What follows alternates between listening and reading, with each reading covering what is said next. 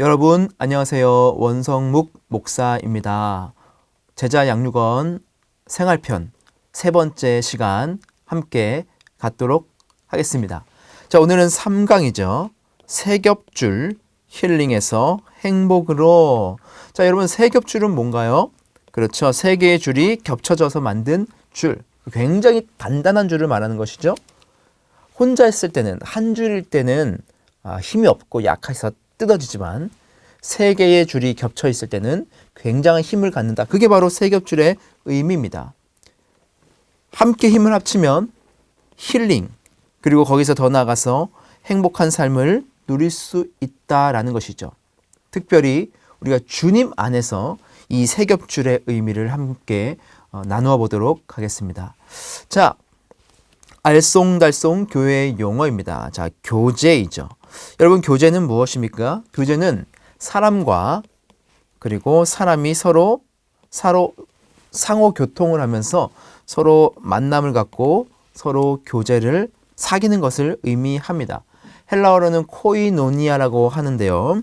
다른 사람과 함께 나눈다라는 뜻을 가지고 있습니다. 그러니까 이 교제라는 것은, 교회 안에서 교제라는 것은 주님 안에서 말씀을 나누고 은혜를 나누고 그리고 음식을 나누면서 서로가 서로를 챙기고 또 사랑하고 그리고 그 안에서 함께 사귀어 나가는 것, 그것을 바로 교제라고 하는 것이죠. 자, 두 번째는 성화입니다. 성화라는 것은 말 그대로 성스럽게 변화된다라는 그런 뜻입니다.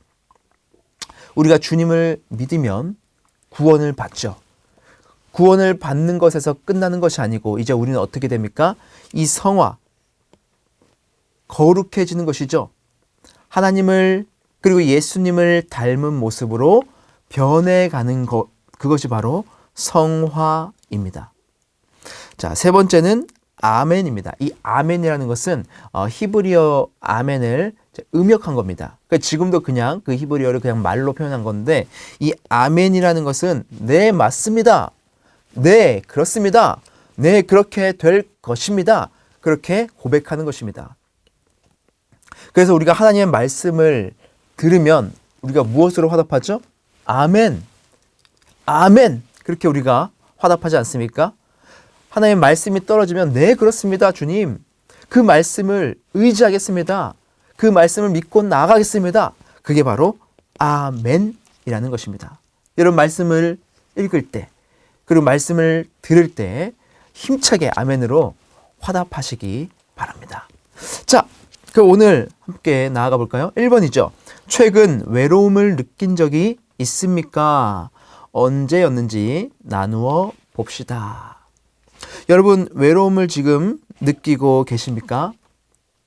여러분, 우울하고 또한 고독하고 이 세상에 나 혼자밖에 없는 것 같고 그런 감정을 느껴보신 적이 있으십니까?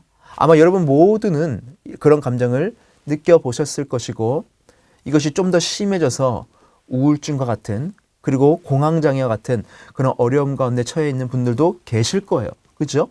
모두가 외로움을 느낍니다.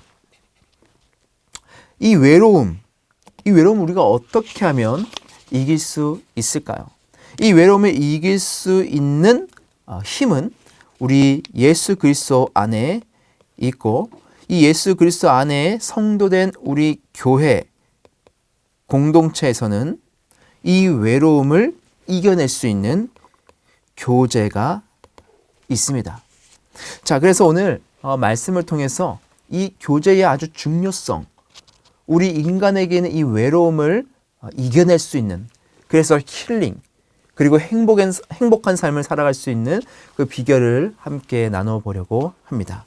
자, 두 번째, 교회는 교제를 상당히 강조합니다. 혹시 교제 때문에 불편함을 느낀 적은 없었습니까?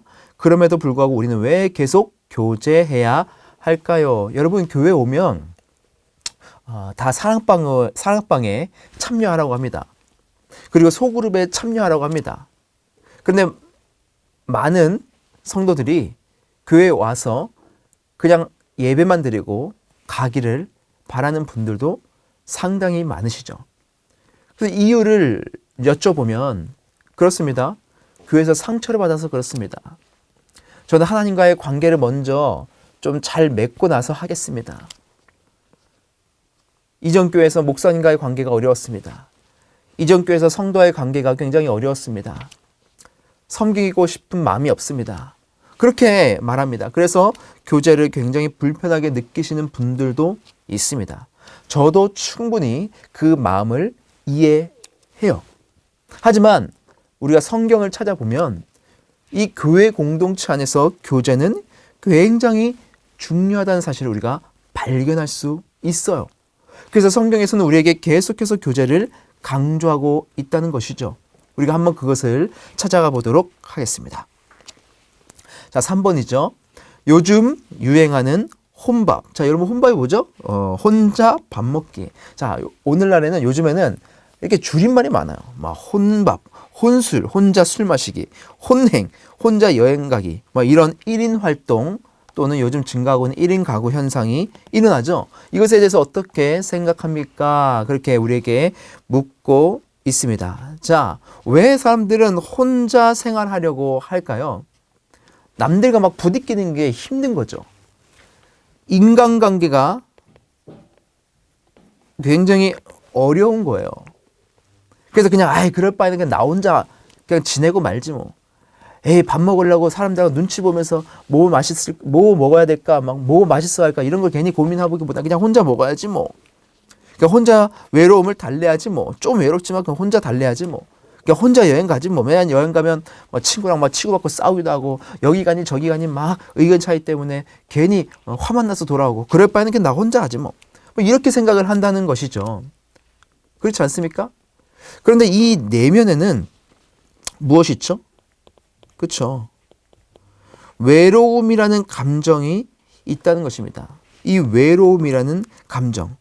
이 외로움이라는 것의 장점과 단점이 있습니다. 자, 4번 볼게요. 외로움의 장점과 단점에 대해서 나눠봅시다. 외로울 때 좋은 점은 무엇이며 나쁜 점은 무엇입니까? 자, 외로움. 외로움은 언제죠? 그래, 홀로 있을 때죠. 홀로 있을 때 외로움. 여기서의 장점이 있고 그리고 단점이 있겠죠. 여러분 장점은 뭡니까? 장점은 무엇이 있어요? 뭐 조금 더 묵상을 할 수가 있다. 나 혼자 있으니까 뭐 생각을 더 많이 할 수 있겠죠?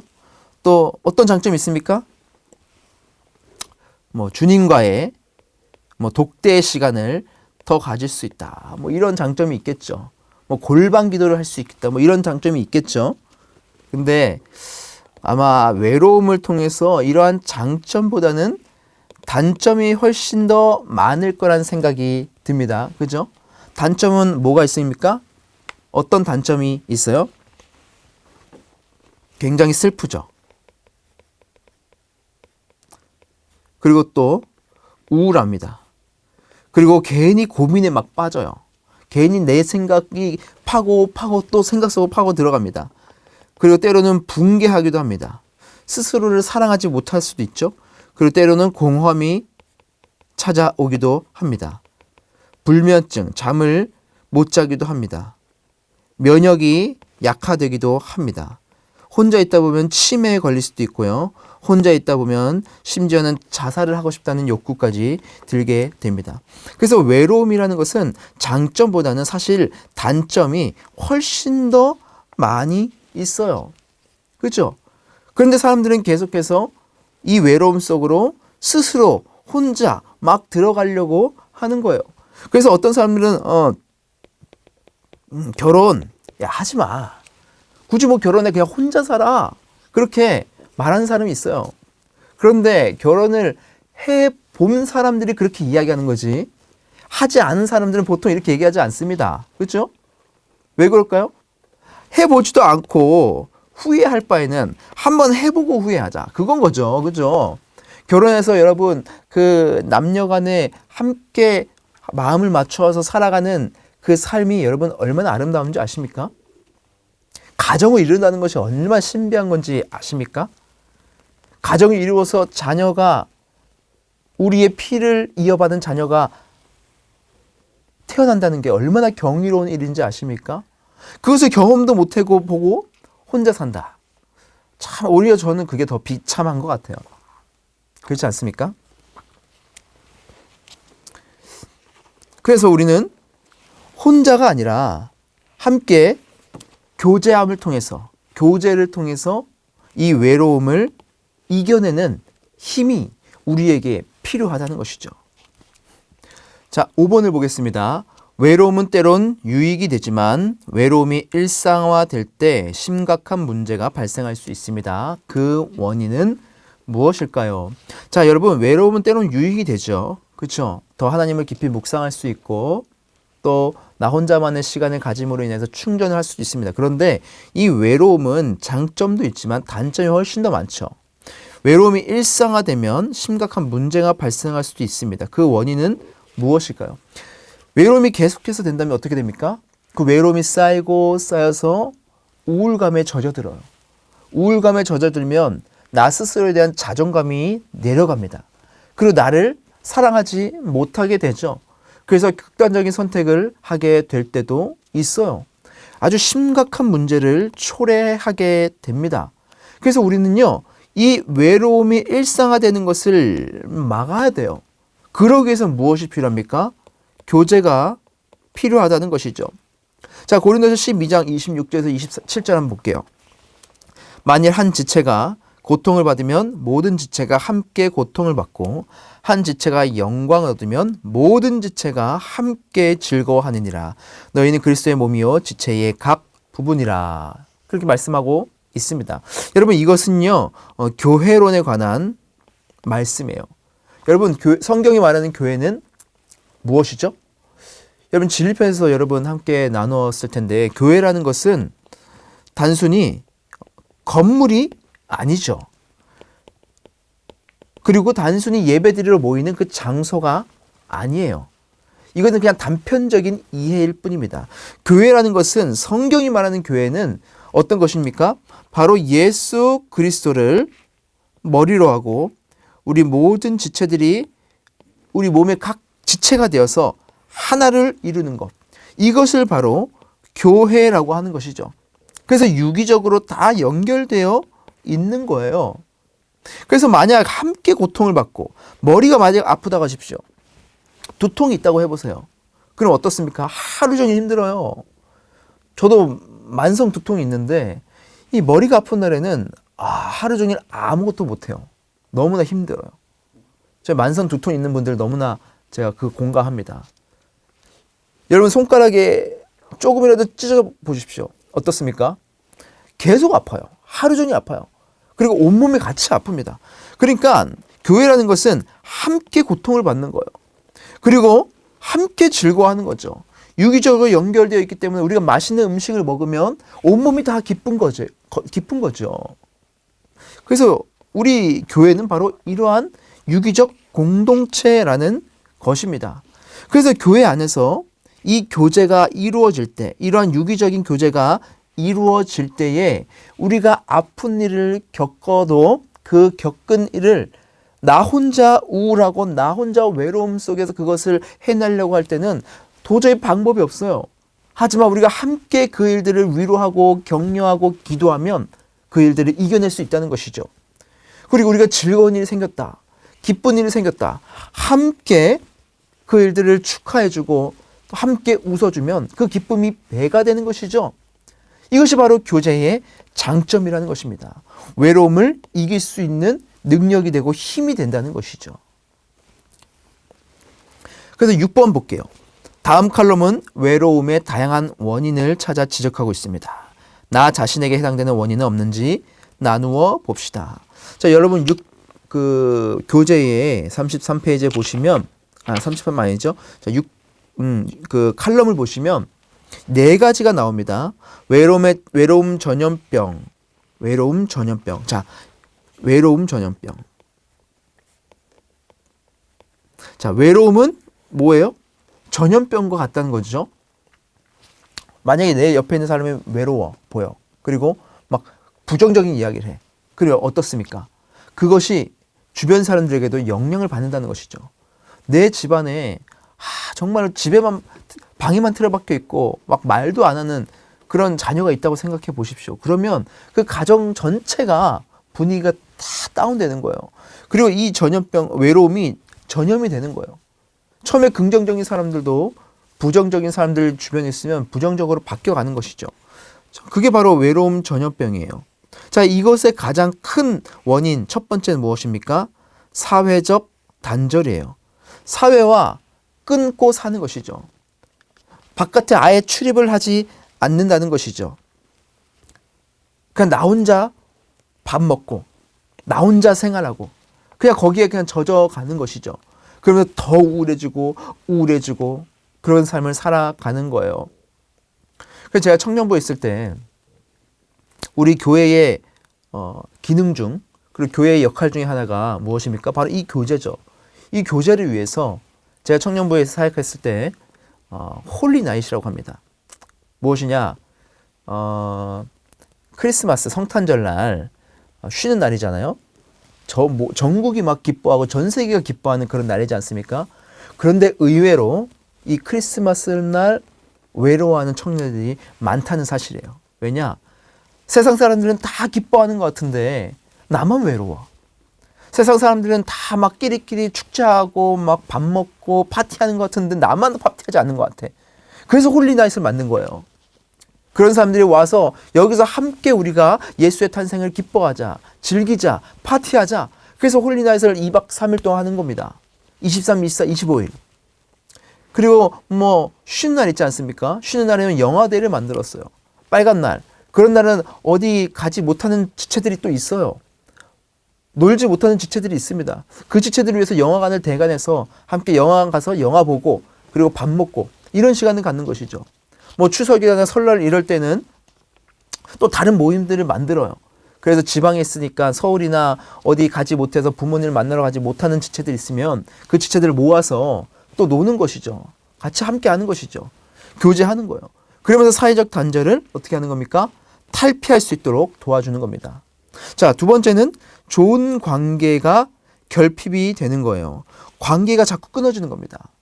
가족도 여러분 끊어진 가정이 너무나 많죠. 관계가 너무나 어려운 가정들이 많죠. 거기에 영향을 받아서 친구와의 관계, 그리고 직장 동료들과의 관계, 학교에서의 관계, 사회의 모든 관계들이 자꾸만 결핍이 되어 가는 겁니다.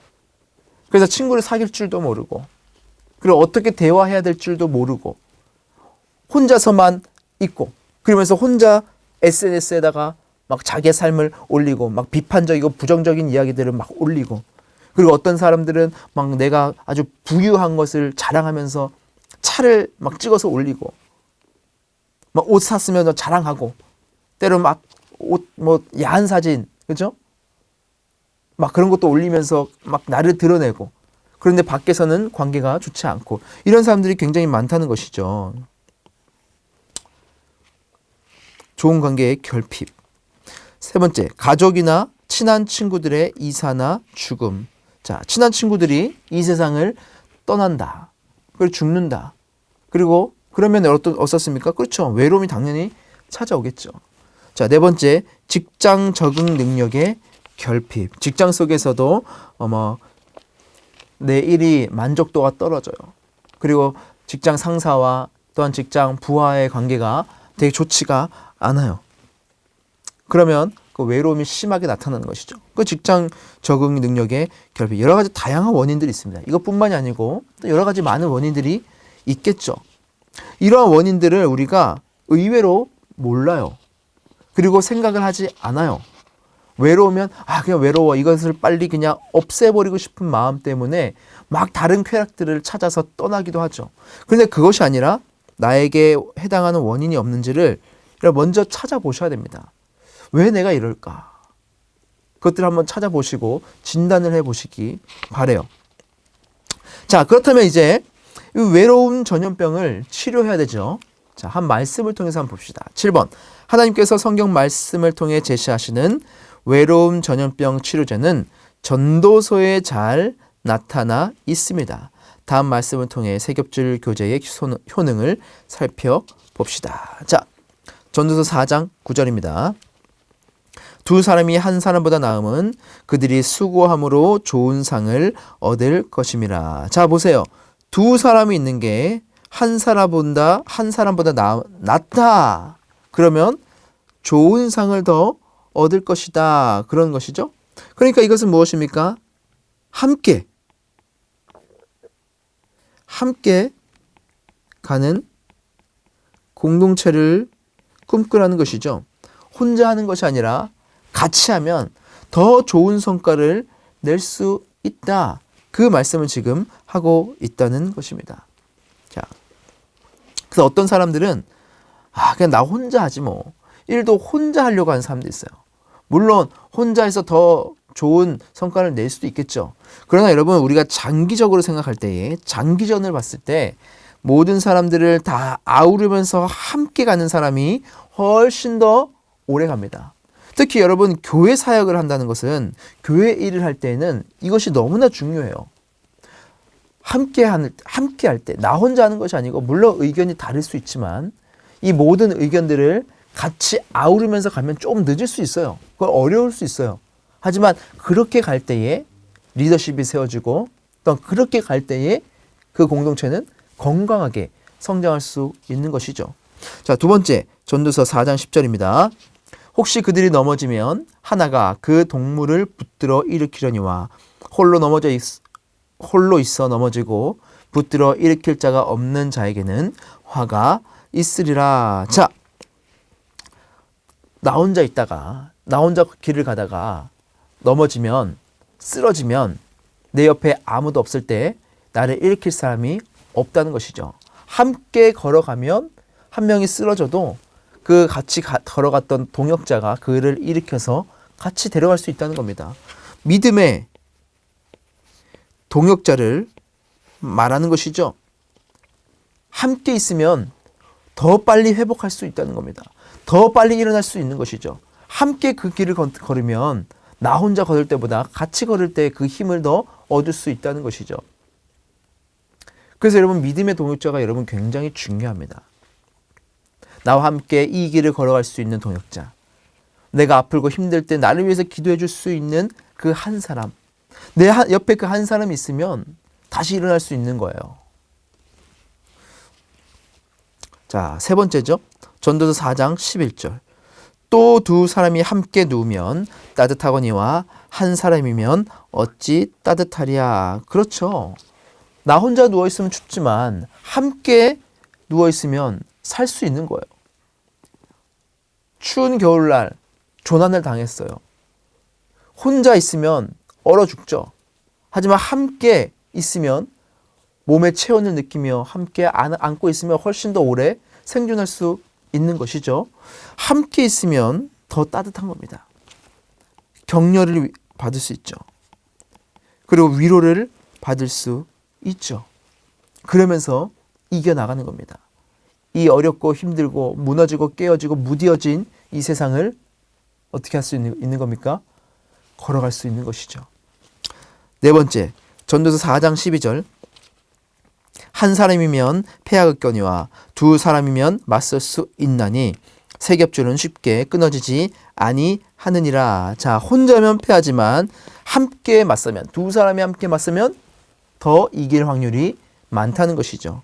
더 승리할 수 있게 해준다는 것입니다. 자, 여러분, 이렇게 세 겹줄, 함께 하는 것, 혼자보다 함께 동역자들과 나아가는 것이 훨씬 더 낫다라는 것을 전도서에는 계속해서 우리에게 강조를 하고 있어요.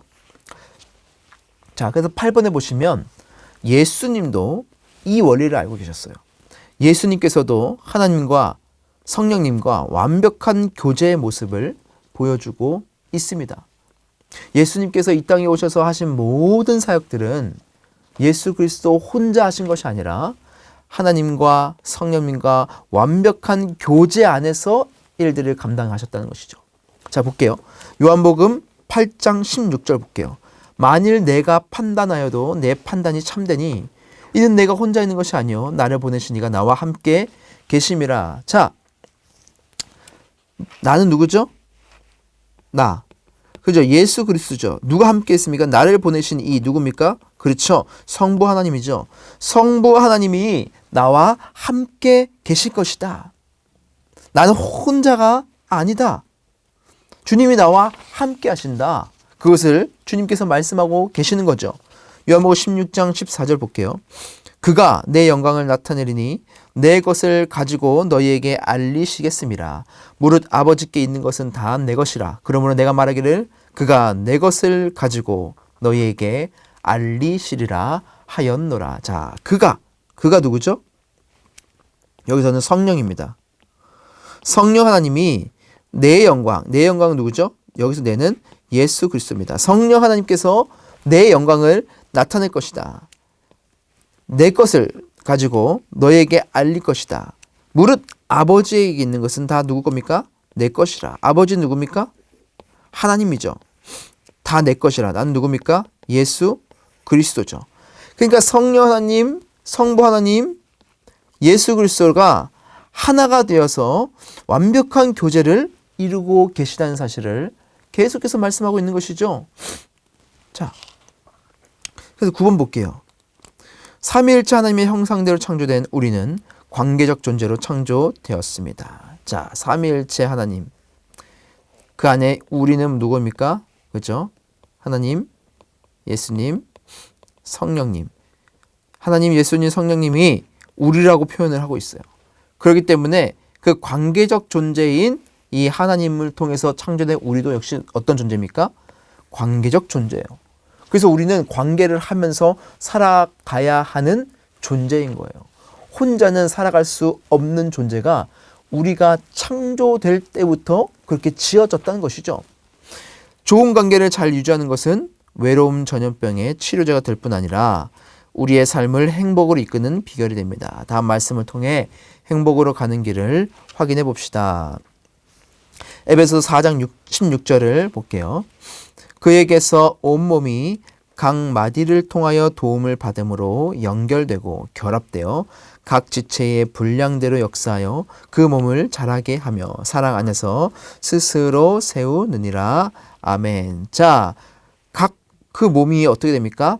서로 각 마디가 도움을 받는다. 그리고 연결되어 있다. 결합된다. 그래서 주님 안에서 스스로 그 몸이 자라며 스스로 세워간다 말씀을 하고 있는 것이죠. 자, 그 우리는요 다 연결되어 있습니다. 예수 그리스도 안에 하나 된 지체들은요 다 연결되어 있어요. 그리고 결합되어 있습니다. 그리고 함께 우리가 이 몸을 자라게 하고 함께 성장해 나가는 것이죠. 이게 바로 우리 인간관계의 무엇입니까? 거기에 대한 말씀이 바로 여기에 나와 있는 것이죠.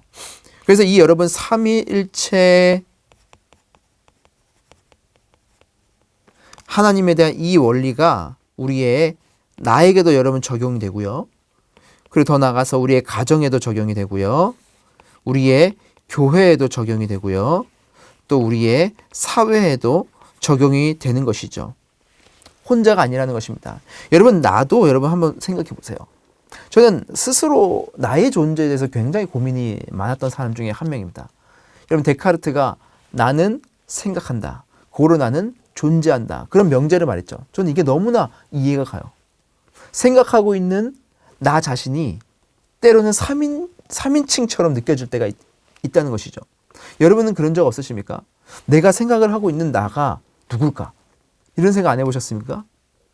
저만 너무 철학적인 생각을 해봤습니까? 내 안에도 여러 가지 내가 발견될 때가 있어요.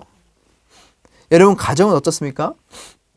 내가 있고 그리고 아내가 있고 우리 자녀가 있죠. 이 가정도 어떻게 됩니까? 유기적인 공동체라는 거예요. 교제 안에서 하나됨을 이루어가야 한다는 것이죠. 왜냐? 이 삼위일체 하나님의 원리가 나뿐만이 아니고 우리 가정에도 임하기 때문이죠. 뿐만이 아니라 우리 교회도 마찬가지입니다. 예수 그리스도를 머리로 하는 우리 모든 지체들은 다 하나의 몸을 이루어가는 것. 그게 바로 교회 공동체죠. 삼위일체 하나님으로부터 온 겁니다. 우리 사회도 마찬가지죠. 우리의 모든 관계는요. 이 삼위일체 하나님으로부터 왔다는 것입니다. 그래서 우리가 삶을 행복으로 이끌어갈 수 있는 그 비결은 바로 이 예수 주님 안에서의 교제가 바로 그 해결책이라는 것이죠. 자, 사도행전 2장 44절에서 47절 또 볼까요?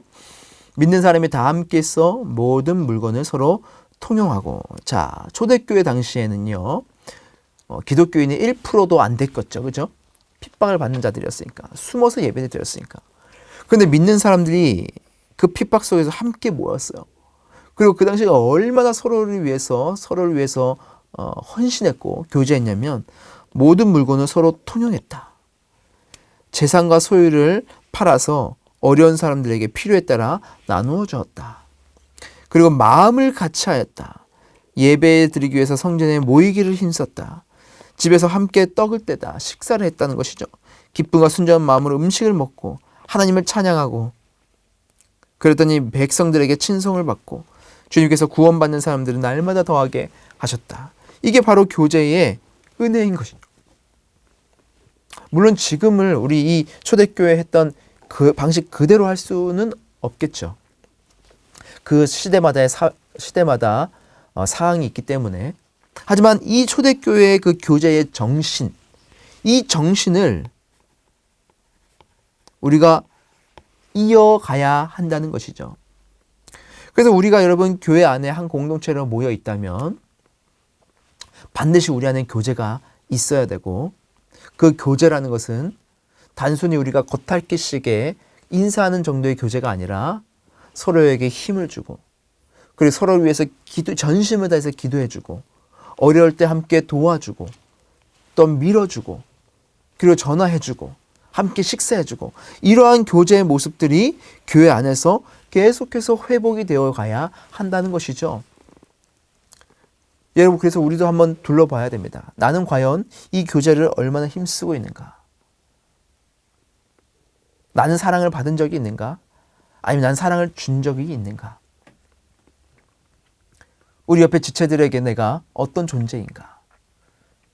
내가 하나님의 말씀대로 이 성경의 원리, 이 하나님 나라의 원리대로 내 삶은 이루어지고 있는가? 여러분 그것을 우리가 고민을 해야 한다는 것입니다. 교제를 여러분 소홀히 여기지 마십시오. 성경에는 반드시 우리에게 교제를 하라고 명령하고 있어요. 자, 그래서 10번 볼게요. 가정과 교회와 일터에서 하나님의 가르침에 따라 교제하면 어떤 유익이 있습니까? 어떤 유익이 있을까요? 성경에서 한번 찾아볼게요. 갈라디아서 6장 1절에서 2절입니다. 형제들아 사람이 만일 무슨 범죄한 일이 드러나거든 신령한 너희는 온유함 심령으로 그러한 자를 바로잡고 너 자신을 살펴보아 너도 시험에 받을까 두려워하라. 너희가 서로 짐을 지라. 그리하여 그리스도의 법을 성취하라 되어 있죠. 자, 어떤 단어가 나옵니까? 바로잡아라. 그죠? 서로를 교정해 줄 수 있습니다. 잘못된 부분이 있다면 이 부분을 올바른 방향으로 바꾸어 줄 수가 있어요. 그리고 서로 짐을 통해서 서로 격려를 해줄 수가 있죠. 근데 여러분 바로잡는 거, 이 교정은 사실 좀 굉장히 예민한 문제입니다. 지혜가 필요해요. 그리고 이 교정에는요, 사랑이라는 것이 전제가 되어 있어야 돼요. 만약에 사랑이 아니라 정죄가 정제되어 있다면 여러분 교정이 아니고 무엇으로 합니까? 상처로 가는 것이죠. 그죠? 그래서 여러분 굉장히 중요합니다.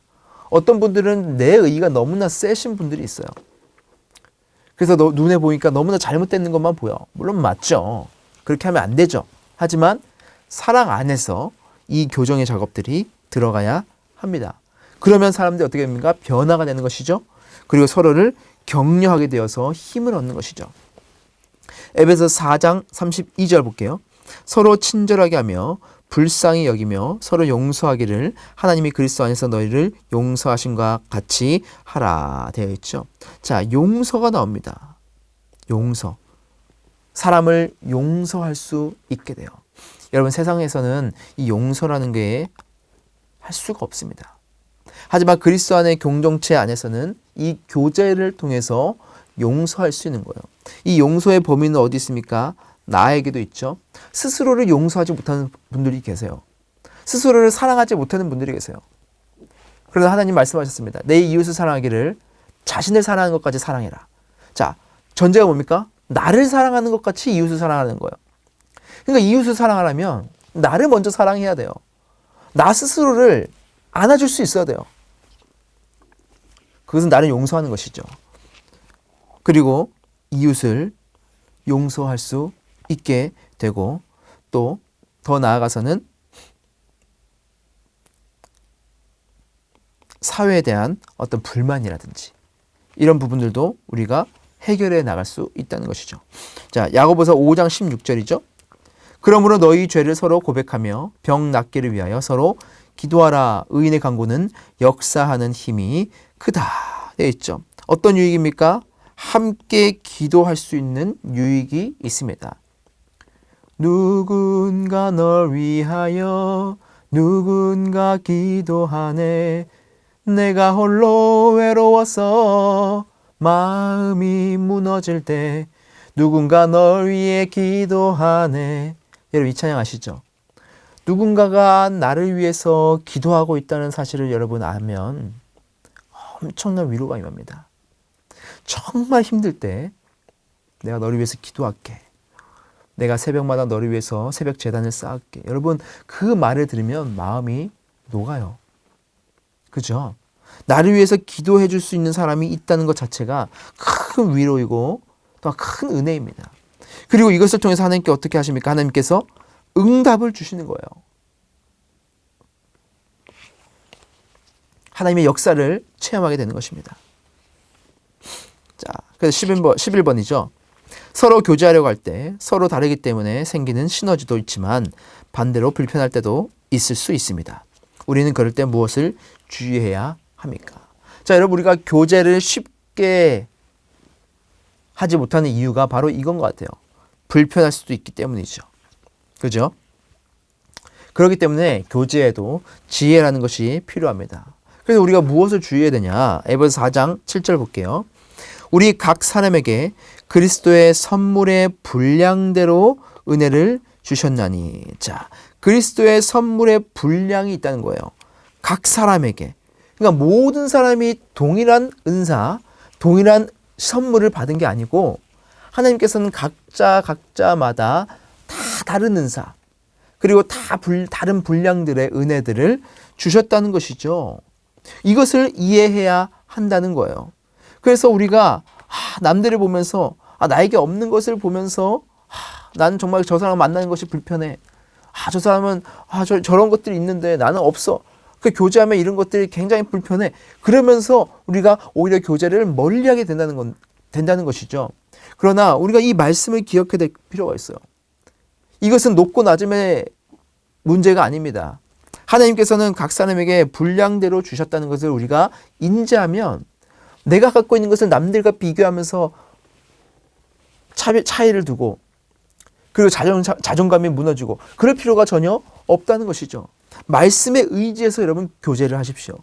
세상적인 기준이 아니고 하나님 나라의 기준을 가지고 다른 사람들은 그렇다 할지라도 나만은 내 마음 가운데 내 중심에는 이 기준이 있어야 된다는 거예요. 그래야 여러분 당당하게 우리가 교제를 할 수 있어요. 그리고 이것을 가지고 우리가 일부러 비교할 필요도 없겠죠. 그죠? 내가 가지고 있는 것을 드러낼 필요도 없겠죠. 자, 두 번째입니다. 로마서 14장 1절. 믿음이 연약한 자를 너희가 받되 그의 의견을 비판하지 말라 되어 있습니다. 믿음이 연약한 자. 여러분 교회 안에는요. 초신자도 있어요. 그리고 예수님을 믿은 지 얼마 안 된 분들도 있지만 반대로 오래 믿은 분들도 계세요. 그리고 여러분 오래 믿었다고 해서 믿음이 또 좋은 것도 아니에요. 그리고 아주 짧게 믿었다고 해서 믿음이 약한 것도 아닙니다. 다 달라요. 그런데 믿음이 연약한 자들이 있어요. 그죠? 이런 자들을 위해서 우리가 어떻게 됩니까? 배려하는 마음이 있어야 된다는 것이죠. 믿음이 연약한 자들이 뭔가 좀 가시가 있는 말을 한다 할지라도 그것에 대한 이해가 우리에게 있어야 된다는 것이죠. 그렇죠? 어린아이에게 딱딱한 음식을 주지 말라는 그 말씀처럼 교회에서도 우리가 그 교제 안에서도 이러한 믿음이 연약한 자들에 대한 이해와 그 배려가 있어야 된다는 겁니다. 자, 세 번째 요한복음 13장 34절이죠. 새 계명을 너희에게 주노니 서로 사랑하라. 내가 너희를 사랑한 것 같이 너희도 서로 사랑하라 되어 있습니다. 자, 사랑입니다. 사랑. 서로 사랑을 주라는 거예요.